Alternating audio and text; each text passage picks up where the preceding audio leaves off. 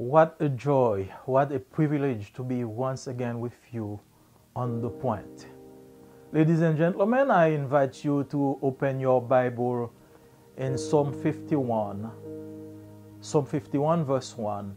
Right after that, keep your finger there and we will read in the Acts of Apostles chapter 3 verse 19. Psalm 51 verse 1. Have mercy on me, O God, according to your unfailing love, according to your great compassion, blot out my transgression. Act 3, verse 19. Repent then and turn to God, so that your sins may be wiped out, that times of refreshing may come from the Lord. Amen. We want to speak to you today about repentance. New life can be only attained in Christ and through Christ. No matter how hard a man tries, he will never be able to transform his life without the direct intervention of the Holy Spirit. There are so many changes a man can make in his life, but that does not prevent him from being the same person facing another set of issues that plague him in another dimension. Describing the life of an athlete, a journalist or a sport writer said that he turned his life completely. He used to be depressed and miserable, and now he is miserable and depressed. This irony denotes the inability of man to change his life if he does not turn to the one who is described as the mender of bridge, the repairer of lives. The Bible teaches that there is only one way we can achieve newness in life. We need the help of the Holy Spirit. King David understood this very well. He also went through a situation of guilt. This is evidenced by the Psalm 51. The story behind the psalm is told in detail in 2 Samuel chapter 1 and 2 Samuel chapter 2. It is a sordid story of adultery, intrigue, and murder. David had deliberately taken Bathsheba, another man's wife, and committed adultery with her.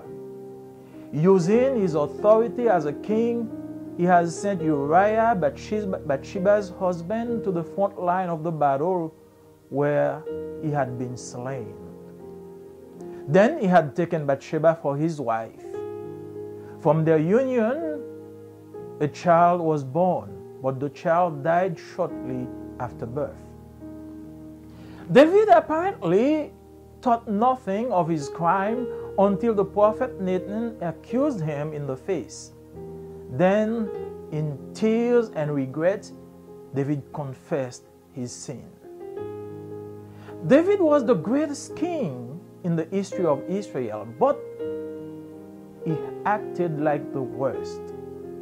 However, this did not prevent God from describing David as a man according to his heart. Why?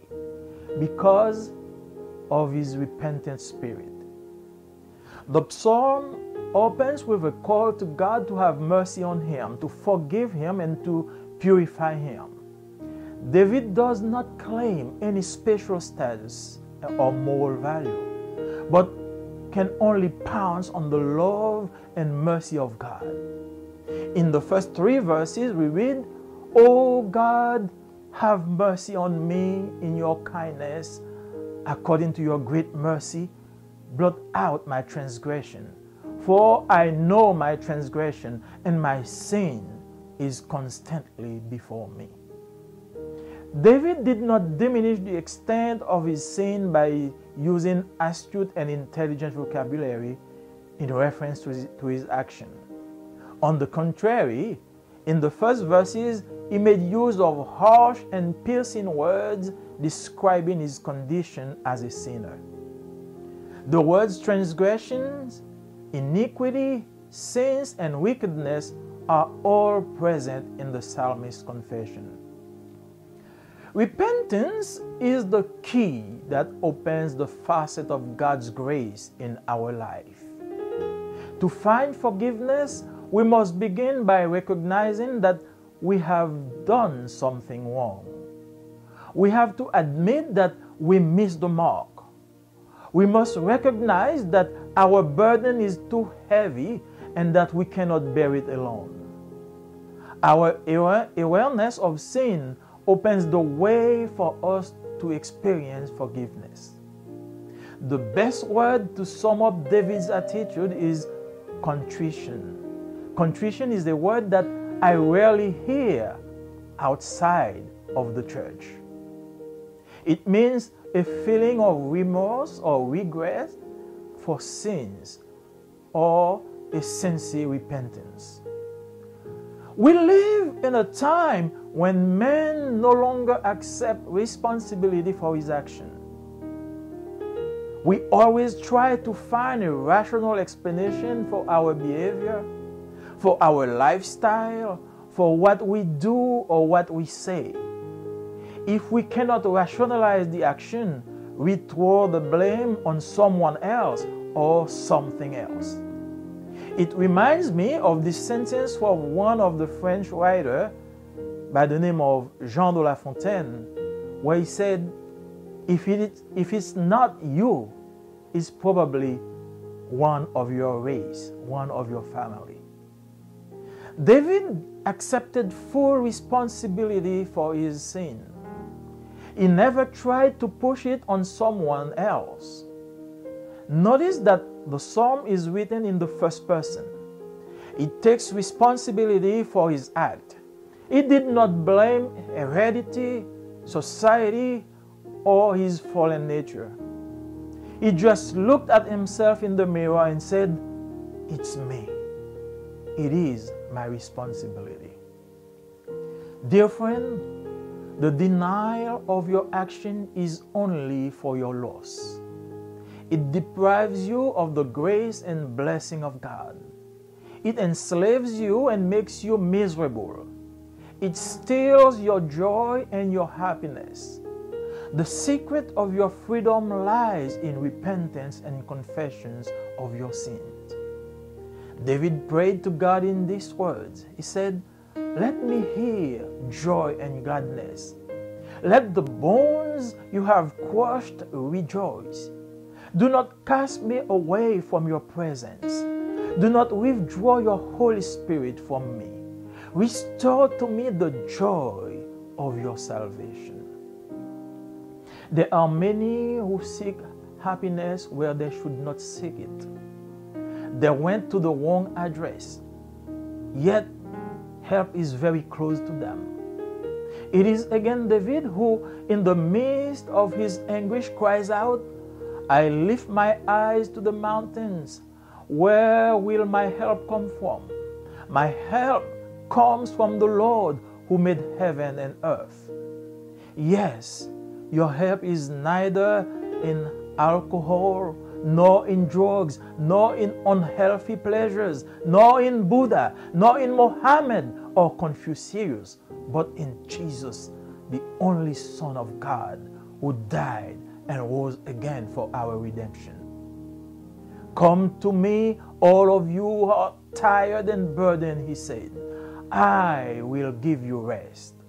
I am the way, the truth, and the life. No one comes to the Father except through me." If you want a new life, you must repent and surrender your life to Jesus. This is the only way to claim your lost life.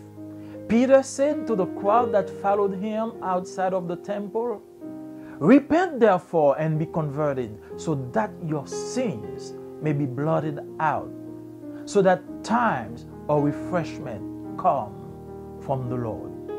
Acts chapter 3 verse 19. The times of refreshment are the periods of restoration that will occur in your life as a result of your new birth in Jesus. The Holy Spirit will take place in your life to help you make the right choice every day. You will be a new creature because the old man will be destroyed. Once we confess our sins, we put ourselves in a position to receive God's forgiveness. Living without guilt can be difficult for some people, not because Christ will not forgive them or because others will not forgive them, but because they do not confess their sins to God. David's story reminds us that an inner voice wants to replay the past to remind us of our suffering, of our failures, or our pain.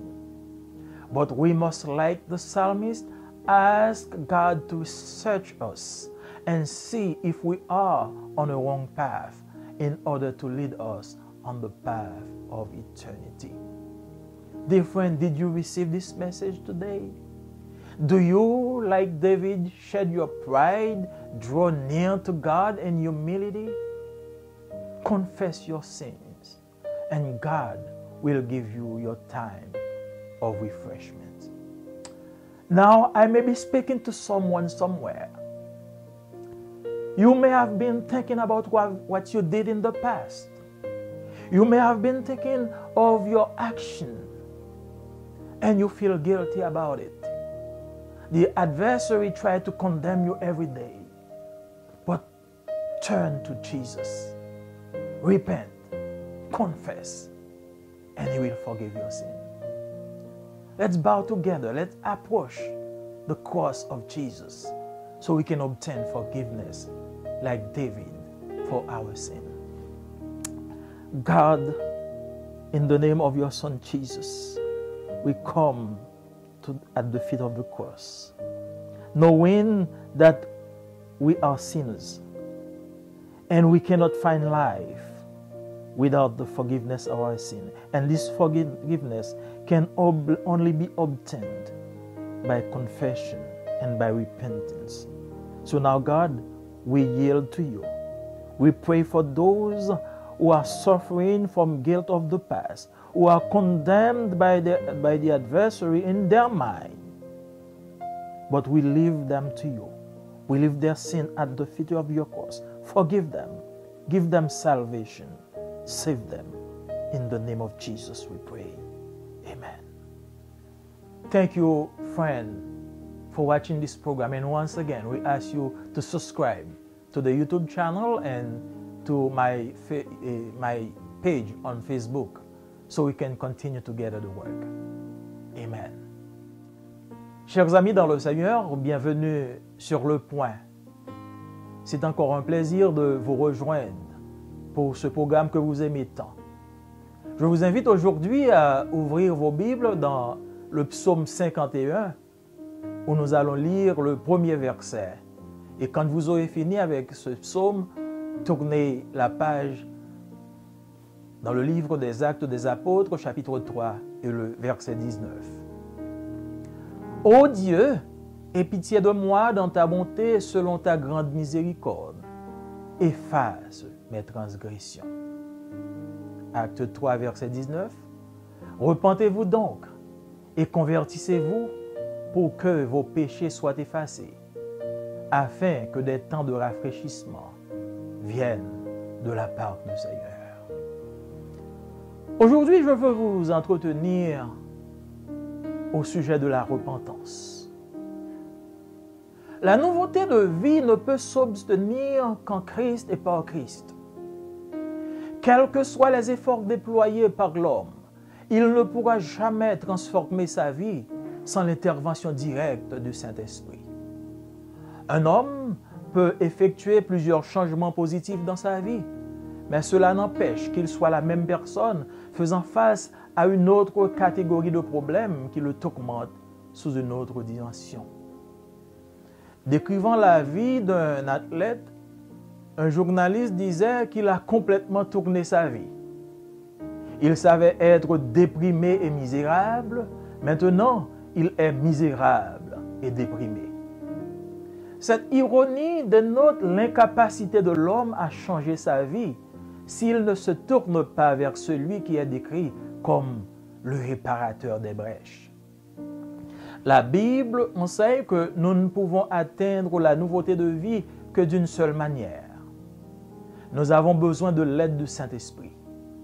Le roi David l'a très bien compris. Il a également traversé une situation de culpabilité. En témoigne le psaume 51. L'histoire derrière le psaume est racontée dans 2 Samuel chapitre 11 et 12. C'est une histoire sordide d'adultère, d'intrigue et de meurtre. David avait délibérément pris Bathsheba, la femme d'un autre, et avait commis l'adultère avec elle.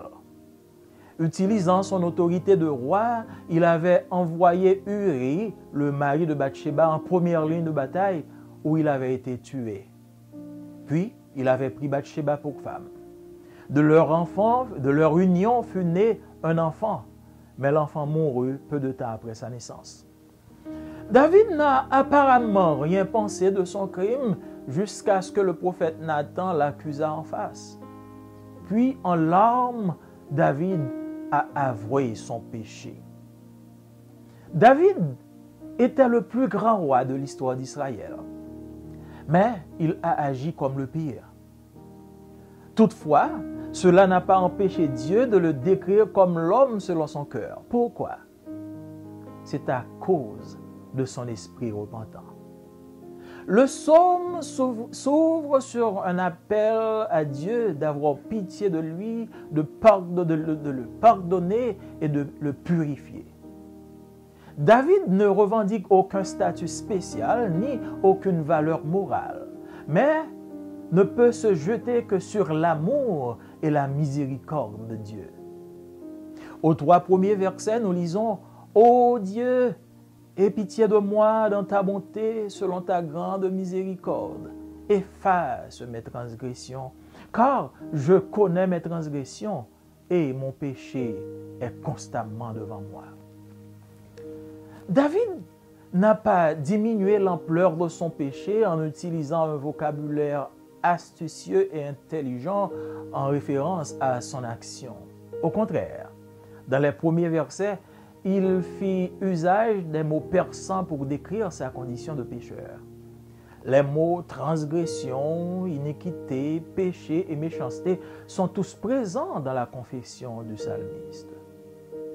La repentance est la clé qui ouvre le robinet de la grâce de Dieu dans notre vie. Pour trouver le pardon, nous devons commencer par reconnaître que nous avons fait quelque chose de mal. Nous devons admettre que nous avons raté la cible. Nous devons reconnaître que notre charge est trop lourde et que nous ne pouvons pas la porter seuls. Notre prise de conscience du péché nous ouvre la voie à l'expérience du pardon. Le meilleur mot pour résumer l'attitude de David est contrition. Un mot que j'entends rarement en dehors de l'Église. Cela signifie un sentiment de remords ou encore de regret pour les péchés ou encore une repentance sincère.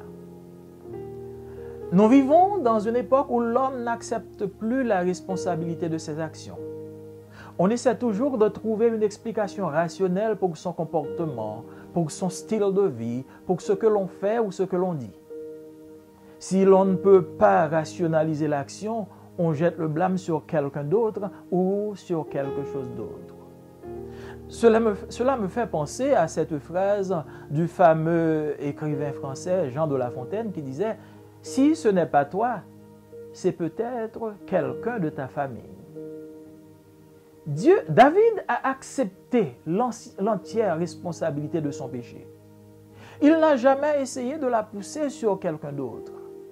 Remarquez bien que le psaume est écrit à la première personne. Il assume la responsabilité de son acte. Il n'a pas blâmé l'hérédité, la société ou sa nature déchue. Il s'est juste regardé dans le miroir et dit « C'est moi, c'est ma responsabilité. » Cher ami, le déni de ton action n'est que pour ta perte. Il te prive de la grâce et de la bénédiction de Dieu. Il te rend esclave et malheureux. Ils usurpent ta joie et ton bonheur. Le secret de ta liberté réside dans la repentance et la confession de tes péchés. David pria Dieu en ces termes.